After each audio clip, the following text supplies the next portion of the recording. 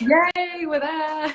I was trying to click the button. It was saying unable to join. I was like, oh, I've never had this before. I don't know what to do. I don't know whether it's because I was trying to do it from my laptop, but I did worry that might not work. So I had my phone at the ready just in case. I know. I was just like, oh my gosh, what do I do now? I can't. Improvise. How are you? I'm good. I feel like it's suddenly back to like wintry time, but I mean, I can't think too negatively. I've been a bit like, stay positive. We've had amazing weather. Turn the heating on for a little bit. That's fine. The sun will come back, you know? Yeah. And I'm trying to enjoy the coziness. Like I had a soup the other day and I was like, oh, yeah. This is so... the little pleasures that we, would normally be like, no. I know, so crazy. But yeah, I know, I woke up this morning and I think because we were having this live talk today and because I knew we were going to be talking about like career and mindset stuff, I've just been so like fired up all day. Yeah, motivated, focused. Yeah. That's what we like. I know, I was just like super motivated all day. So I was like, I'm so ready for this talk. Great. And did you have a productive day? Yes, yeah, I know, I did. I ticked off like a load of stuff and I was like, oh, this is all going too well. No, that's great. But before like we get started, I just thought we could do a little bit of an introduction about you and who you are. So yeah, just tell us a little bit about yourself, please. Yes, well, thank you for having me on. It's very exciting to kind of do a live with you. But for those of you that don't know me, I am a career and life coach. So I predominantly work with women, sort of ambitious women who are ready or in a position to sort of step out of their comfort zone and take a step towards kind of their future, I guess. Yeah. And I am there to provide support, a kind of supportive environment. And I guess, even though it sounds a little bit kind of cliche, but I kind of act a bit of a sort of cheerleader to help bring confidence and support and courage to these individuals to get them from where they are now to where they want to be. And that comes in all different sort of sizes and shapes and formats, but predominantly a lot of it is to do with mindset and acknowledging thought patterns or self-limiting beliefs and kind of working backwards almost, and then building yourself back up to get you to a place where you kind of have the confidence and courage to sort of make some of these changes and take steps in the sort of right direction that otherwise you might not have done, just because unfortunately, as is the case with me and I'm sure with everyone, like kind of easy route is often the best route because it kind of doesn't involve too much challenge or stress or fear. So it's kind of helping support people take that step and move towards a life that might be more kind of aligned and I guess kind of in line with what they had envisioned for their future. Perfect. So what made you like get into coaching in the first place? Like what inspired you originally? Good question. I think I knew I wanted to do something within the kind of wellness industry. It's something that I'm very interested in generally. And I looked at kind of the more nutritional route or even more like sort of personal training type thing, but I knew that wasn't quite what I wanted. And I love talking to people and kind of I'm much more of a listener than a talker, if that, you know what I mean? Okay, some people are kind of like talk, whereas I'm like, oh no, you tell me more, you keep on talking. So then it kind of stemmed from there, and it was, I think, life coaching. I mean, have you heard much about it previously? Because I think a lot of people, especially sort of the clients that I work with, so typically kind of late 20s, early 30s, although not strictly there, aren't necessarily aware of how a life coach might fit in to their life or actually what they do. Well, because I've always been interested in wellness, and I think there's so many different types of coaches out there. It's like wellness coach, health coach, life coach, and I think sometimes it can be a bit overwhelming because you don't know which one means what and which one but I think for me, like life coach, I've always thought as kind of the one you go to kind of not just for kind of improving now, but improving like long term. Would you say that's kind of what? I think you're exactly right. Like there are lots of different types of coaches, and I think it will probably come a point where I might specialize in a specific area, and for now it's more career focused. But because I still use the term sort of life coach is a bit broader, is because a lot of the work that I do does start with the mindset work. that then actually impacts lots of different elements of your life. And naturally, you know, I think the vast majority of us all have a career of some sort, so that's going to then impact your career, because it might be that you say, oh, I don't like my job, I need to move, but actually it might just be that your mindset is in the right place and it's not aligning with your career. So it kind of all stems back to the personal work and the yourself. And then you can kind of use that as fuel to make changes, or, you know, whatever it is that you might want to be. So yeah, it's very much looking at kind of your present situation and then focusing towards the future of hitting your goals and setting new challenges, stepping out of your comfort zone, all that kind of thing. Yeah, well, it kind of leads us on to our first topic area, which is personal development.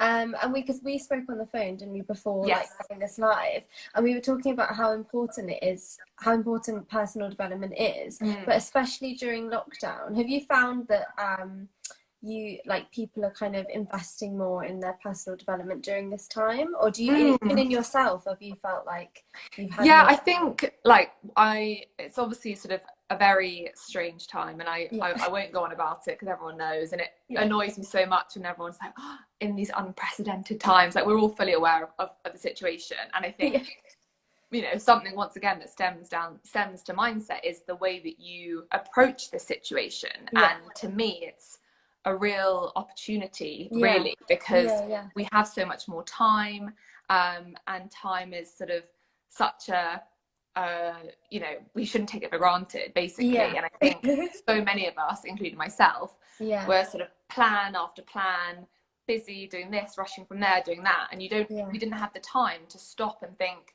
hang on, am I happy with where I am now? Am I enjoying my job?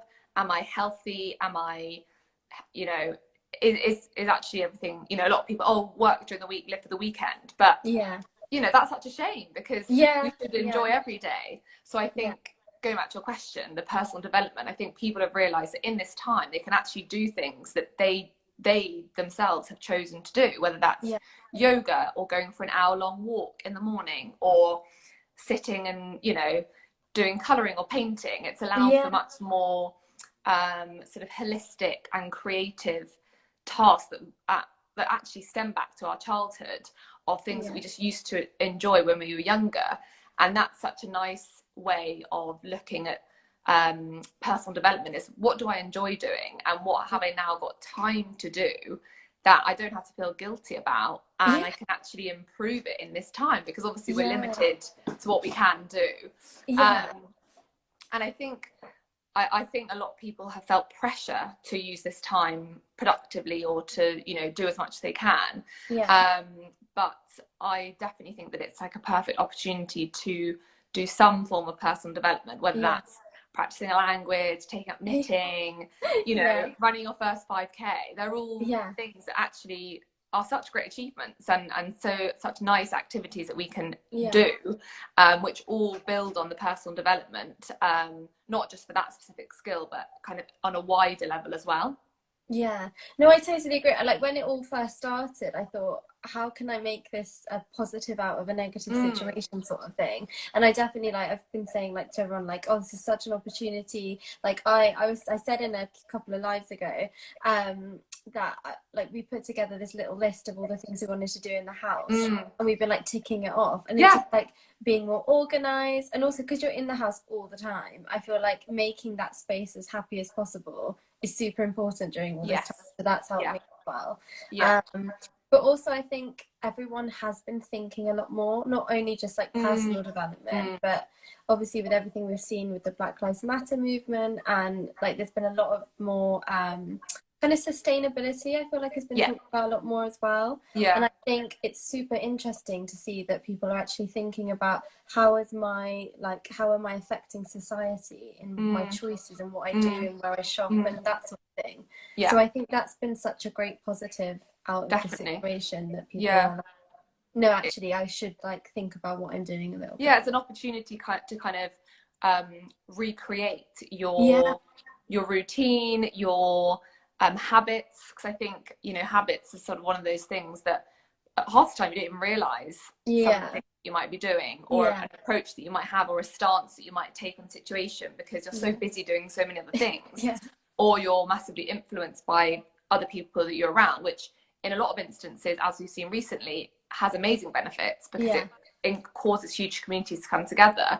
However, if there are elements of your old routine, you know, back 3 months ago, now's a perfect chance to be, okay, I'm actually going to support small businesses, or I'm going to educate myself on Black Lives Matter, which actually, let's be honest, if people were commuting, working out, you know, going to work, seeing friends, probably would have generated less attention.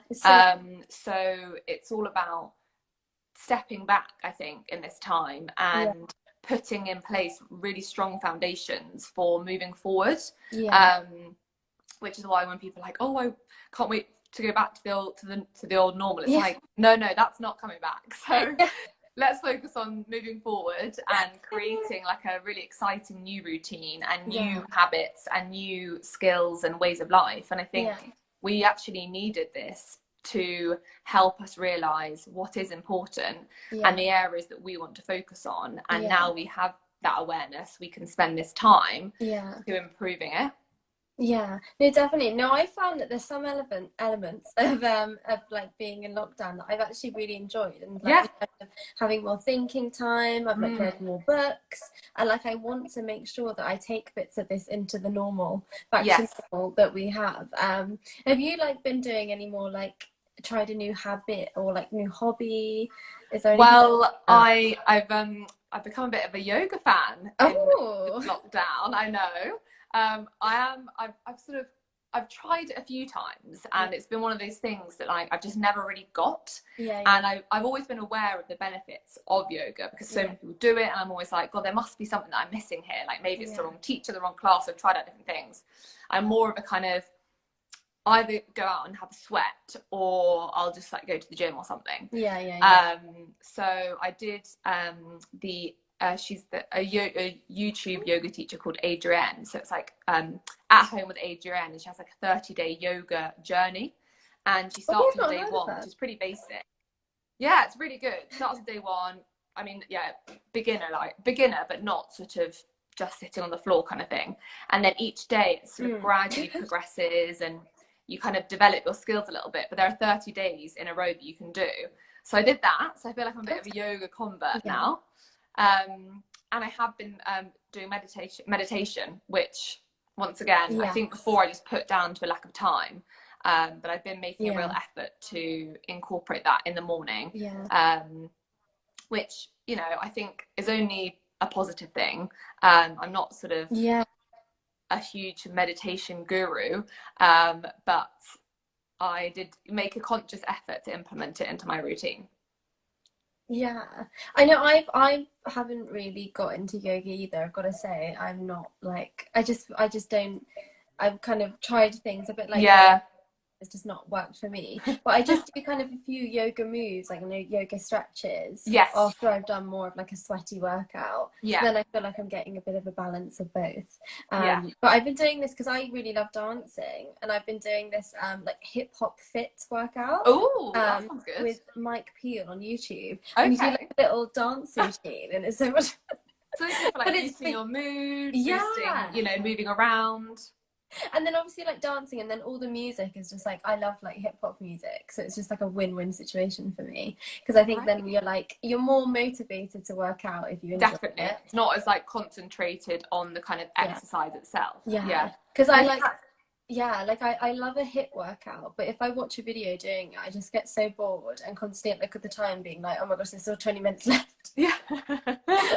And that's like just not for me. I think it's got to be enjoyable to make you keep doing it like every single I think that's sort of a key thing, and something that I would say, and something that I say to my clients is, you know, that there's so many different ways that we can incorporate these elements of, because once again that relates back to self-development, and there's so many different approaches that we can adopt, and it's not the case of, oh, I have to do a half an hour HIIT session to have done a good workout. You know, Pilates is an incredible form of exercise, and that's totally different to HIIT. Or you might just want to, well, not just, but you might want to go out and have a walk for half an hour, watch happen to a friend. Like, these are all great ways that we can move our body, and by moving our body, we're increasing sort of levels of serotonin, we are increasing levels of creativity, and just by doing these things and incorporating them into our day has such huge benefits, which a lot of people probably take for granted because they've been doing them so regularly.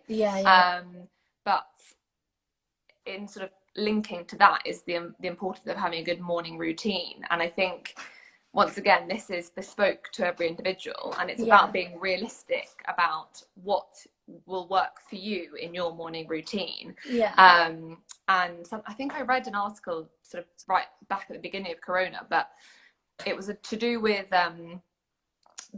sort of focusing on the things that we can control in these uncertain times. And so much has happened that's gone out of our control, that if we actually hone in and focus on the things that we can control, so creating our own routine, it brings back much more of a sense of sort of clarity and calmness that I think at the beginning a lot of people were sort of panicking about. So that's a sort of tip that I would say is think about what can I do in my morning routine. You know, is that 10 minutes of stretching followed by 10 minutes of yoga followed by, you know, a nice cup of mint tea, or you're kind of priming yourself. Lovely. Yeah, delightful, but so easy. And you know, you can bring that in so effectively, and you're setting yourself up at the beginning of the day with a positive attitude, with you know, control over how you're setting yourself up. And it's kind of priming your mind for focus, for energy, and you're kind of creating an environment that's going to bring about the best success possible. No, definitely. I always find that when I have a really good morning, it just sets me up so well for the day. And I like I'll do a workout in the morning, like have a shower. I kind of like in my head like talk through the things like goals I want to do in the day. That's really good. Or thinking about it. So then by the time I've sat down at my laptop ready to work, I'm like, oh, I'm so like fired up and ready. Definitely. And also like I splash my face with cold water after I've had a shower, and that just like really gives me like that kind of boost. They do say that having a cold shower is meant to be really good. And I do it when it's warm, but when it's cold I haven't quite mastered it yet. I do when I've worked out and I'm already really warm, I'm like, okay, I'm gonna have a slightly cooler shower. But if it's freezing outside and I'm cold, it's but I do feel like better from doing it though when I have had a cooler shower. I think one of the sort of important things with morning routine is actually the evening routine as well. And I think that's often one that people can potentially forget, because it's sort of end of the day, you're tired, you just want to get into bed, and you know, you've probably had productive days at work or whatever. But one tip that I like to kind of talk to my clients about who are looking for sort of advice in this area is just to spend sort of 10 minutes thinking ahead to the next day of the three kind of either your morning routine for the next day, because it doesn't have to be the same every day, or the sort of 2 or 3 priorities or tasks for the day ahead. Because when we wake up, I imagine most of us get woken up by an alarm, and when that alarm goes off, it actually causes the hormone cortisol to be released, because it's sort of it's the stress hormone. So you kind of wake up and you're a bit like, oh god, it's the morning, I'm gonna get out of bed. And that's how I wake up every morning, like, oh my gosh, the alarm's gone off, what's happening? And it's a bit of like, you know, sudden, oh god, I'm awake, and it's and it can be stressful, even though it doesn't seem overly stressful when you wake up. So by you having established in advance your morning routine, you're minimizing the number of decisions that your brain has to make in the morning. And that then helps get rid of the cortisol that might be present having been woken up by your alarm. So it's sort of a bit of a cycle at the beginning of the day and at the end of the day to kind of emotions. To sort of, once again, it comes back to that control. What can you control? What can I do to kind of minimize the distractions, the barriers that might come up that ultimately are the things that kind of knock us off guard or make us, you know, change direction from the initial idea that we had, because we all have good intentions. It's just how we can sort of stick to those and keep focused. I know, in terms for myself personally, like for evening routine, I always think that if I kind of make some decisions for myself for the morning, it means that in the morning I have less things to think about. So like in terms of like working out in the morning, if I get my gym clothes ready the night before, then I have no excuse, it's right there ready, so then I don't have to think about what am I wearing to work out, and then it's just like a whole cycle that exactly. slows you down as well for the morning. Yeah, exactly. And also like kind of like looking at your weekly goals and being like, oh, okay, tick that off, tick that off. Okay, tomorrow I'm going to do this. So then when you've woken up, you're like fired up for the day. Yeah. And with the goals, another thing to add to that, so definitely important to have the goals, but sort of the next step at the end of the day is to acknowledge the goals that you've achieved that day. Yeah. So sort of being like, oh wow, I did tick off the 3 things on my list, and sort of savoring that moment and that feeling of accomplishment, of, you know, taking that responsibility of making progress, because doing those little tasks actually help your mindset kind of reprogram in a way and recognize more of the sort of gratitude and grateful elements, as opposed to dwelling on the things that you haven't done. So that's just a nice little thing to kind of type at the end of the day, is being like, okay, what have I achieved today? What are my 3 wins of the day? Even if it's, you know, I don't know, you got 50p off your sandwich, or it didn't rain, or you got to see your neighbour, you know, little things like that. Appreciating those things, which often we take for granted, but if they were taken away, actually we would really miss. Yeah, so true. No, I talk a lot about gratitude and how I think it's so important to be grateful for what you've had, because then you can look at your future and like live more in the present. But I think definitely for me, in terms of goals, I don't like appreciate enough what I've done. I'm always like the next thing, and I think actually if I did that, it would mean that I was even more motivated to work on my goals for the rest of the week, because I'd be like, oh, I've done all these things, that's amazing. Like use that. I think we're so tuned, like we're so tuned in on the next thing, and okay, great, I've done this, what can I do next? And okay, I've done 5k, now I'll do 6k, you know, that kind of thing. And we need to acknowledge these successes in order to then strive for kind of challenging ourselves a little bit further, or stepping out of our comfort zone a little bit further, but also tuning into that kind of sense of achievement and gratitude, which builds up confidence to then go and do other things.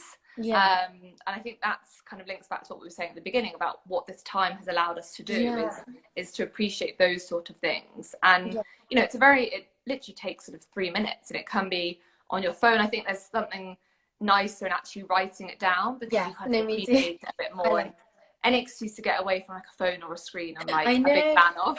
No, because I feel like I've been on devices like 24/7 since this happened, because when you would be like talking to friends and family in person is now on a device, working is all on the device, social media, like everything is like looking at a screen. So I take any opportunity to write things down and scribble. In terms of evening routine, no phones. That's what I say. No screens, no phones, stay away.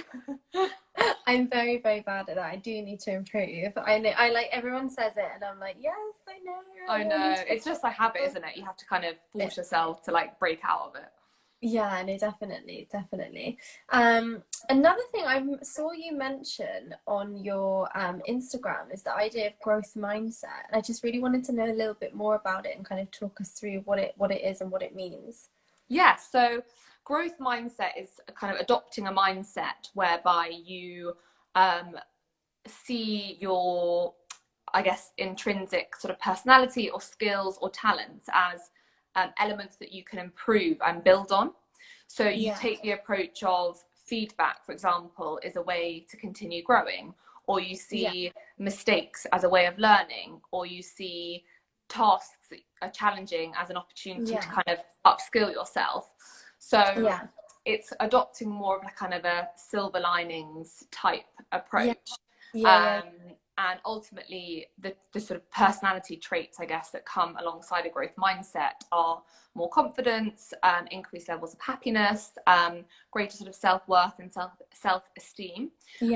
Because the opposite of a growth mindset is a fixed mindset, and that's people that you know, have the belief that, you know, you're born with certain skills, or you're born with certain abilities. You know, you might say, oh, I've never been good at maths, and therefore I'm not going to give a go at sorting that out. Whereas with the growth mindset, you might be like, okay, well, this is a great opportunity of where I can improve my skills in this area, so I'm going to give it a go, and I don't know, ask for help, or do a course, or do a bit of training, you know, that kind of thing. So it's a way of looking at the sort of positive, I suppose, versus dwelling on the negative and things that you're not good at, or that you've told that you're not good at. Yes. Once again, it stems down to mindset, but I think a nice way of adopting more of a growth mindset is to start off with acknowledging and sort of tuning in to the voices in your head that are telling you can or can't do something. So basically, in like a sort of very top level, we have two voices in our head, one that says we can and one that says we can't. And surprisingly, although probably not, the I can't is much more vocal than the I can voice. And I think, I can't remember the exact statistic, but there's something that says, it's something about the fact that 80% of our thoughts are, no, on average, 80% of our thoughts are negative. So, you know, some people will be less, some people will be more. And something like 70% of those thoughts are repetitive thoughts. Okay. So basically, you could get in quite a sort of sticky situation if you're on the higher scale of those negative thoughts. So many of those thoughts are negative. So you constantly, you know, how many times a day do you say, oh, I'm not skilled enough to do this, or oh, I'm not good at presentations, or oh, I can't run, I just can't run. So, you know, so the more we tell these stories, the more you actually start to believe them. So by becoming more aware of your thoughts, you're then able to kind of reframe your outlook on the task. So an exercise that I think is quite useful and, you know, is quite interesting actually for anyone to do is to set it. So you're meant to, well, not meant to, it's advised that to get the most out of this sort of exercise, you do it for about 2 weeks, every day for 2 weeks. And you set a timer for 5 minutes, and in those 5 minutes you write down all the negative thoughts that come to mind. So it could be like, oh, I didn't enjoy my cup of coffee today, or oh, I didn't get around to finishing, you know, my course last night, or oh, I feel so frumpy today, or, you know, anything. And you list all of these out, and by listing those, you actually realize kind of how harsh you are often on yourself. And then after the 5 minutes is up, you then write a positive thought next to that negative one that links to it. So if you say, I don't know, oh, I didn't finish my course, I'm you know, I'm so useless. You say, I didn't finish my course, however, I use that time to speak to my mum, and I haven't spoken to her for 2 days. So it's re-looking at the thoughts that you're telling yourself, and then the more you do that, so the idea of doing it for 2 weeks in a row is you become more conscious of these thoughts and of your stories. And by doing that, you start to actually take away more of the negative self-talk and actually seeing the positive in the situation. So it's quite simple, but it's the idea that we talk to ourselves the whole time, and half the time we don't actually realize what we're telling ourselves. So it's a way of kind of catching that kind of inner critic and the self-sabotage that's blocking us from doing certain things, and being like, hang on a minute, I can do this, and I'm not stupid, I'm not selfish, I'm not frumpy, you know, I'm healthy, I'm doing other things, you know. It's sort of that kind of way of looking at it. Like questioning your thoughts. I find that statistic is kind of crazy, that how many, like you said, around 80% or something of our thoughts can be negative. And I just think, how insane would our life be if actually that was the other way around and it was 80% positive? And like how much would get done, like how fulfilling our lives would be if we had more of a positive outlook. And it's sort of scary, but I think it's also powerful, because that's something that we have total control over. And that's why mindset is just an ongoing piece of work, is an ongoing area. Like even the sort of most successful business coaches are constantly doing mindset work, because each time you kind of shift your mindset, you're then exposed to different challenges, different complications. So, you know, you go from being a associate in a role to becoming a manager. Well, just because you're a manager doesn't mean you have less stress or less worries or less belief about yourself, because you're then striving for the next position. So it's just looking at your current situation and catching yourself thinking about things, and then acknowledging them in order to reframe how you approach the situation. No, I am. There's this quote that I like live by Tony Robbins. It's happiness is progress. And so I always find that for me especially, like when I know I'm learning, I'm growing, I'm improving, I feel so much happier. And it's just such a simple phrase, but I think it applies to so many different things. Yeah. And especially with your mindset, when you think about, oh, actually how you kind of look, and again, it's that similar thing of like looking back in your evening routine and being like, oh my gosh, actually, how much have I improved in that space of time? Yeah. Because even like just this time while we've been in lockdown, so I suppose it's been like nearly 2 months. I think April, May, March. June. Yeah, nearly 3. Oh my, yeah. Okay, when you say that, okay. But then I think about it and I think, oh my goodness, what I was like as a person before this started to now. And you know, actually, like thinking about that, you might be a bit shocked and think, yes, maybe like there's not some big changes that have happened, but actually, like your mindset, you might be so much stronger. You've tried new hobbies. Like there's so many different things. And I think, reflecting on that is super important to see how much you've grown and to build on that growth mindset idea. Exactly. And I think that's why it's so important to introduce certain elements of our day that we can control, that help set our mindset into a more positive and growth mindset outlook. Because it's so easy to kind of wake up, roll out of bed, get in the shower, get started with your day. And that's why it's nice to kind of come up with a routine that's bespoke to you and that's going to work, because you want it to be enjoyable, you want it to be realistic, and you want it to be sustainable. So it's, you know, it might be a case of trial and error, of trying a few different things out, but it doesn't need to be complicated, it doesn't need to take up a lot of time. But by even having sort of one of the things that I do every morning is having a sort of positive intention or saying an affirmation at the start of every day. And it could be along the lines of, today's going to be a really great day. And you kind of look in the mirror and you say, today's going to be a really great day. And that's a positive thought. It's motivating, it's energizing. And it takes 10 seconds. Or, you know, it could be, my intention today is to show up 100% for my business, or my intention today is to forgive myself and to forgive others. And it's just those little things that, you know, it might take a while to kind of remember to do, but we've got to help ourselves. So is it writing a note next to your bedside table? Is it setting a reminder on your phone? Is it writing on the mirror?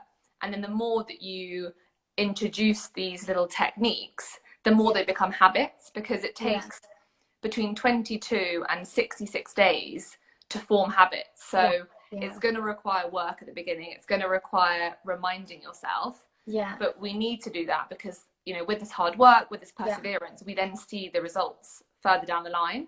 And I think that's what's sometimes tricky for people, is sticking with these things over a period of time, because they think, oh, I haven't seen the results and it's been 2 weeks. Well, 2 weeks is only 14 days. It's not a long enough time for these long lasting habits to work. So it's sort of looking at those elements of the day that we can control and that we can bring in, regardless of where we are, the situation, what's going on in the world.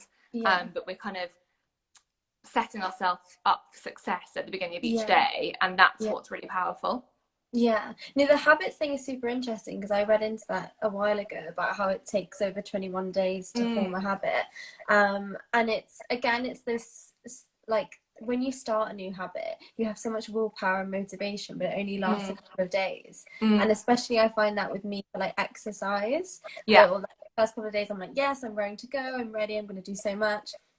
And then slowly your willpower dies, and you need those like little reminders, like I said, about getting your clothes ready the night before when you're going to work out, like all those little things to make it as easy as possible for yourself. So you've got no excuses to mean that your habits actually keep going. And then by like, I don't know, day 67, you're like, oh, it's just something it's natural, I can do it.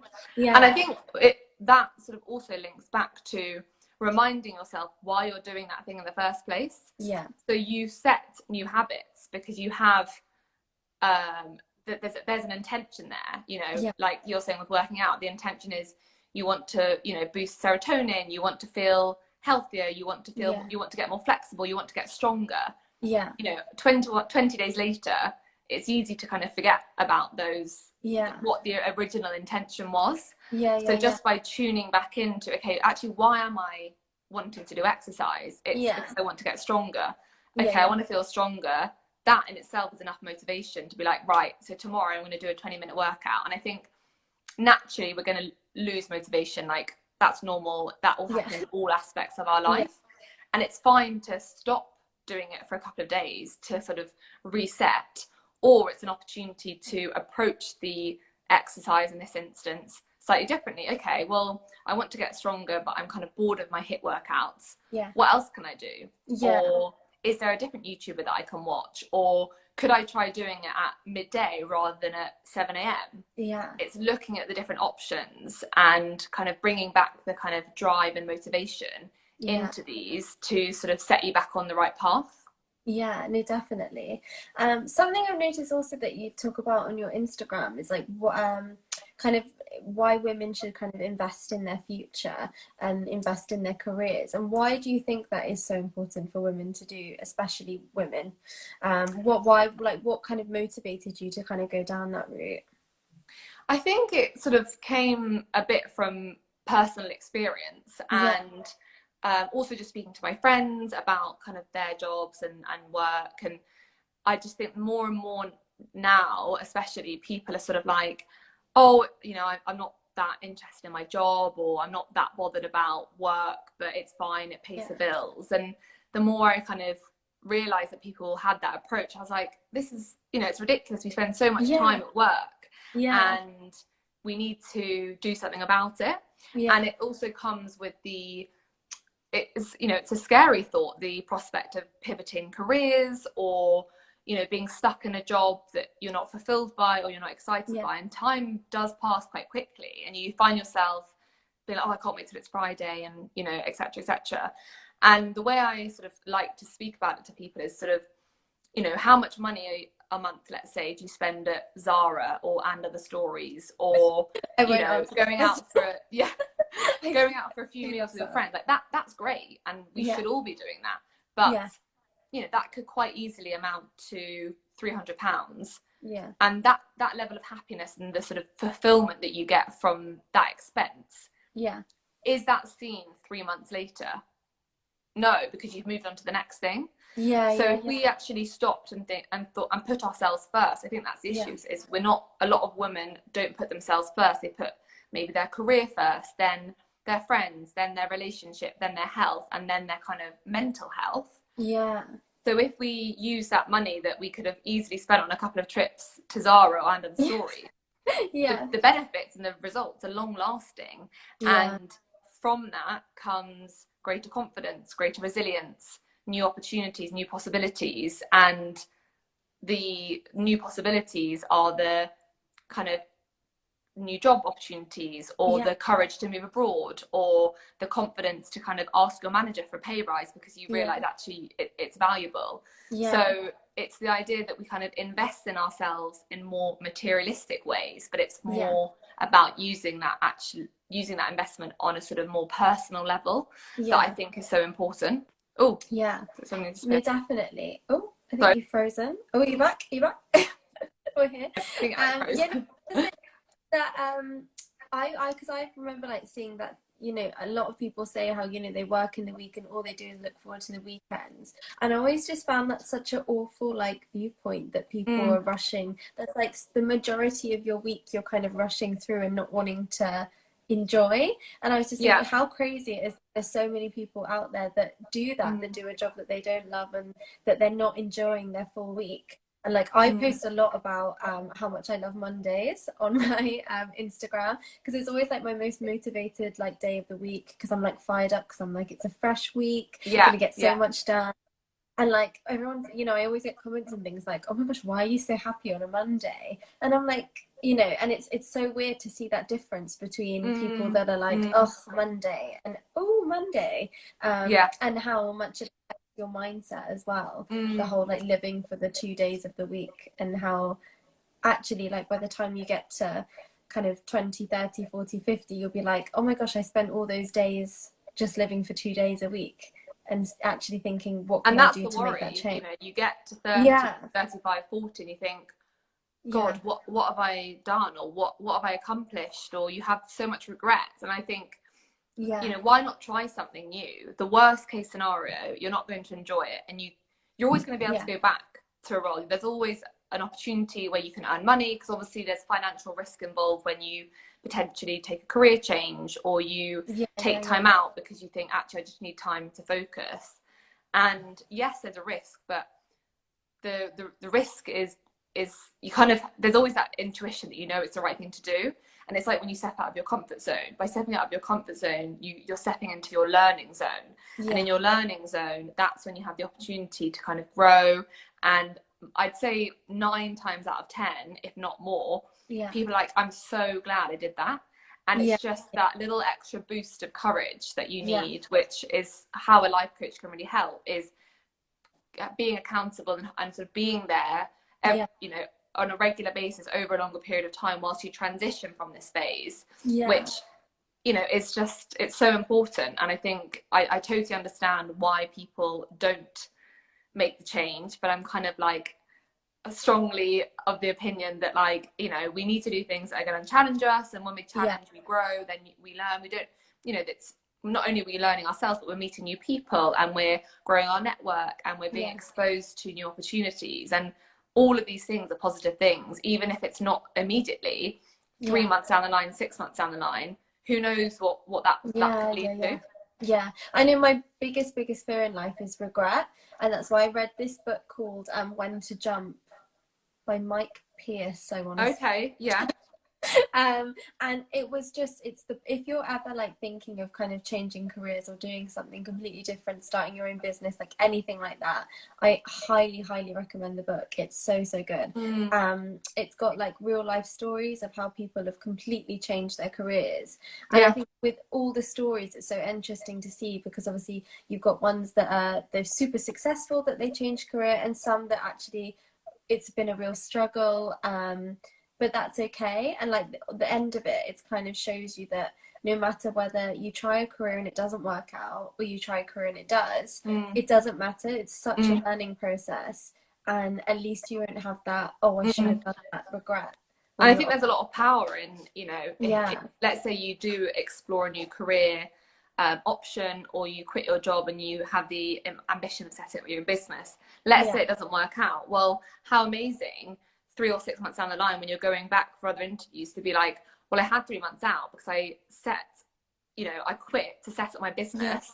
This is what I learned. It was such an incredible experience. It didn't work for these reasons, but now I'm stronger, I'm more resilient, I've got more courage. Not many people can say that they've done that. And I think it's the way that you approach the situation, once again linking back to kind of the growth mindset of seeing things as opportunities, as ways of learning, as ways of upskilling, and following what actually is true to you. Because unfortunately a lot of people don't do that because it's not the easy route, or all their friends are doing it, or, you know, they've got the sort of carrot dangling in front of them of their next bonus. But does that actually bring happiness? I don't think really it does in the long run. Great if you can have both, but essentially if you enjoy what you're doing and you wake up every day with that drive and that passion and that motivation, you will be successful, because that's what's needed to be successful in the long run. Yeah, no, definitely. I just looked at the time. We've been nattering for ages. We need to like get going with the questions. Sorry, yes, far no, away. It's okay. I was just getting so into it, and I was like, oh my gosh, I haven't looked at the time. So if anyone has any questions that was watching, please comment. But while we go through those, I'm just going to go through the ones that people have sent me already. So I'm just going to read them out and go through them. So I'll try and answer succinctly. So first question I had was, what advice would you give to someone who keeps getting knocked down, and how they can stay motivated? So I think, good question. I'd say that links back to what we were discussing earlier, of looking at things within your day or within your week that you can control. So things like the sort of boosting the confidence. So ultimately it comes from the confidence. So it could be a case of setting a positive intention or affirmation at the start of every day. It can be in the evening, listing out 3 wins that you've had from the day. It could be visualizing the success, or visualizing your future self of where it is that you're trying to get to. I think, you know, a lot of the time we focus on the failure and we focus on the things that we haven't achieved. Yeah. But stopping to think, okay, you know, let's say in this person's instance, it's getting knocked back from a job that they want to do, or whatever it might be, is just stopping, kind of honing in on, okay, well, why am I changing jobs, and why am I going for interviews, and what is it about this industry that I'm drawn to? Yeah. And almost visualizing yourself kind of in 6 months' time, once you have got that job, or you are in this place that you're kind of aiming for, and how does that feel? What does it look like? What are you doing? You know, really visualize that scene. Yeah. And then you use that emotion that will bring up of excitement, of empowerment, of fulfillment, to bring back the motivation to kind of keep going. And I suppose it's similar to the sort of growth mindset of, okay, well, I got knocked down again, or I got rejected, but what did I learn from that situation? And what can I take from that experience that I can use to sort of fuel me for the next one? Yeah, no, definitely. I love that visualization idea. Like next time I ever go for an interview or anything, I'm going to be like, honestly, about how this is going to go. It's super powerful. It's really, really good. I think a lot of people do it ahead of like presentations, or tennis players do it ahead of matches. Like they kind of really visualize what that's going to look like, and then they've already played it out. So you kind of, once again, you're minimizing the risks or the barriers that are coming up that might kind of put you off track. Yeah. Next question was, where to start when setting career goals? Oh, that's quite a meaty one. Yeah. The way I said it as well, I was like, oh, I'm intrigued. Yes. So I would say anything to do with goals, you need to make sure they're smart. Yes. I remember doing this in business at school. Yes. So specific, measurable, attainable, realistic, and time bound. Yeah. So your goals need to match these 5 things. And then I think once you sort of look at those career goals, so let's say you want to be a manager by, you know, in a year's time, or you want to have been promoted within a year's time, you then work backwards. So work backwards to, say, 3 months from now.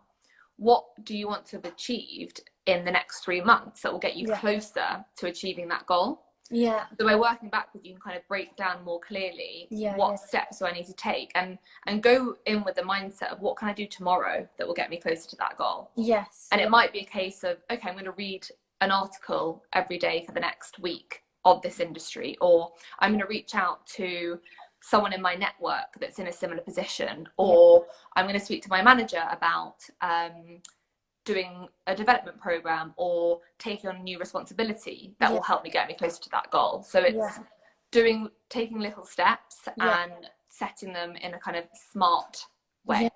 No, I love that. No, because I've used the kind of SMART thing when I've been setting my goals, because I just think it's such a clever way of like not making them too unrealistic and giving them time limits, because you don't want to be too wishy-washy. You need to get specific. Otherwise it's not motivating enough to say, I want to get promoted. Well, what do you need to do to get promoted, and how long is it going to take you, and what can you do now that will move you closer to that direction? I also think as well, like whenever I feel really like demotivated when I'm doing something, I think, hang on, what is this like little step I'm doing today gonna help me long term?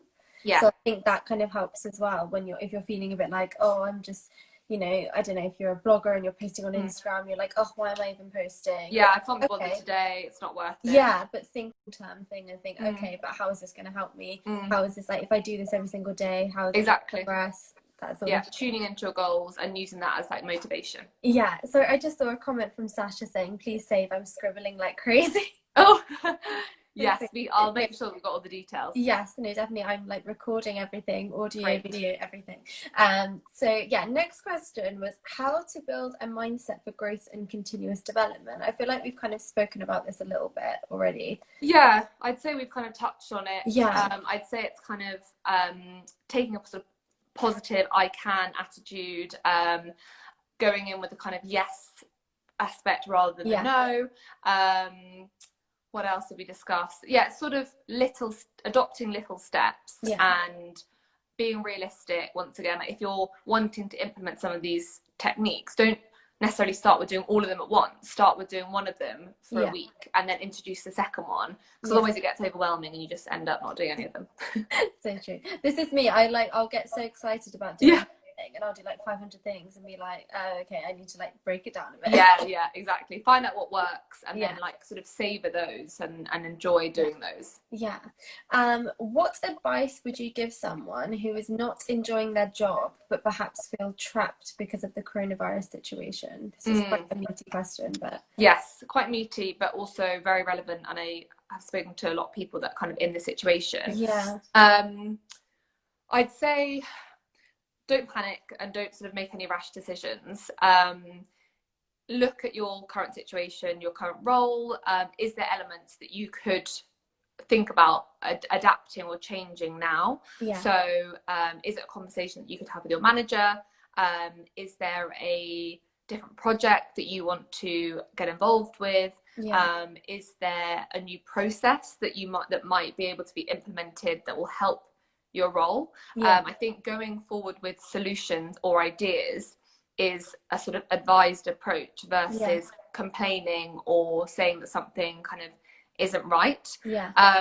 Also use this time to research potentially other careers or other roles that you're interested in, because there's still lots of roles out there. You know, I've got a couple of friends both in the last week that got offered new jobs. So oh wow, that's amazing. yeah, it's not a sort of dead situation. Yeah. It's an opportunity to kind of network, so other people on LinkedIn or on your Instagram or through friends that you know are in industries that you want to move into, and really use this time to kind of build up lots of knowledge and ideas around where you might want to go once the job market does start to pick up.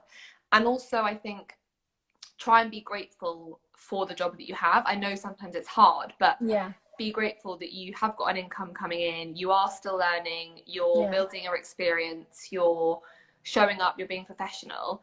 And once again, just by sort of slightly changing your mindset in this way will bring more gratitude and more joy and more happiness, so that in the long run you've set yourself up really well. You still have the respect from your manager, from your team, from your colleagues, so that if hopefully before too long you are able to change, then you kind of done all that you can at this stage to sort of set you up in the best way possible. Yeah, no, definitely. I've also found that because we are in this situation, like hone in on the things that make you happy and find what you're passionate about.